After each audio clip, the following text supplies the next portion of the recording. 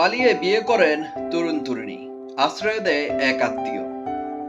কিন্তু সে আত্মীয়ের বাসায় আশ্রয় থাকার সময় ওই আত্মীয়ের মেয়েকে নিয়ে পালিয়ে যায় তরুণ।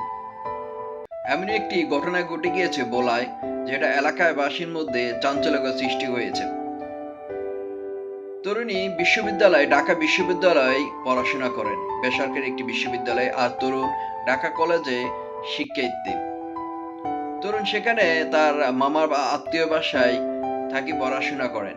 সেখানে এই তরুণী ইবার সঙ্গে পরিচয় হয় জিহাদের।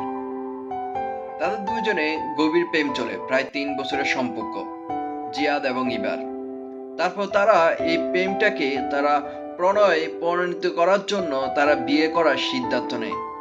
তারপর ঢাকায় এক কাজীর মাধ্যমে তারা দুজনে বিয়ে করেন। বিয়ে করার পর এক মামার আত্মীয় বাসায় জিয়াদ ওই তরুণী ইবাকে নিয়ে যায়।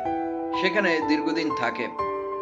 থাকার পর তরুণী লক্ষ্য করে সে ওই জিয়াদের মামার মেয়ে, মামতো বোন, তার সঙ্গে জিয়াদের একটু চোখে আড়ালে এগুলো চলছে। কিন্তু সে প্রথমে ভাবে যে এটা হয়তো তার মামাতো বোন, এই ধরনের কাণ্ড সে পাত্তা দেয়নি। কিন্তু শেষমেশ নিজের স্ত্রীকে রেখে জিহাদ মামাতো বোনকে নিয়ে পালিয়ে যায়। এমনই একটি ঘটনা বলায় ঘটে গিয়েছে। এখন মেয়েটির দাবি যে জিহাদ আমার স্বামীকে যদি না পাই, তাহলে কিন্তু আমি মামলা করব। ইতিমধ্যে কিন্তু সামাজিক যোগাযোগ মাধ্যমে সেই কাহিনীটা ভাইরাল। পালিয়ে বিয়ে করেছেন তারা দুইজন, ইবা এবং জিহাদ। পরবর্তীতে জিহাদ তার মামার বাসায়, আত্মীয়র বাসায় আশ্রয় নেয়। কিন্তু শেষমেশ স্ত্রীকে রেখে, ইবাকে রেখে তার আত্মীয় মামাতো বোনকে নিয়ে পালিয়ে যায়। অবাক একটি কাণ্ড রে ভাই। সাবধান, এ ধরনের কাজ কেউ করবেন না। এখন মেয়েটা ইবা, যে মেয়ে তরুণী ঢাকা বেসরকারি বিশ্ববিদ্যালয়ে পড়াশোনা করে, সে বলতেছে যে তার মামা হয়, মামার বাসায় আমাকে আশ্রয় দেয়।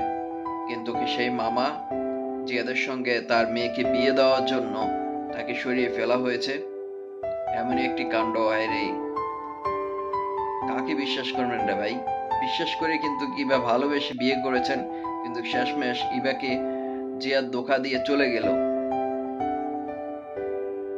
এখন কাউকে বিশ্বাস করা যায় না রে ভাই। সাবধান, প্রেম ভালোবাসা করবেন, একটু বুঝে শুনে বিয়ে করার সিদ্ধান্ত নেন। কার সাথে প্রেম করতেছেন, কি করতেছেন, একটু সচেতন থাকবেন। সবাইকে বলতেছি, বিশেষ করে আপুদের বলতেছি, এসব ভিডিও দেখার পর যদি শিক্ষা গ্রহণ না করেন, তাহলে জীবনে মূল্য দিতে হবে অনেক।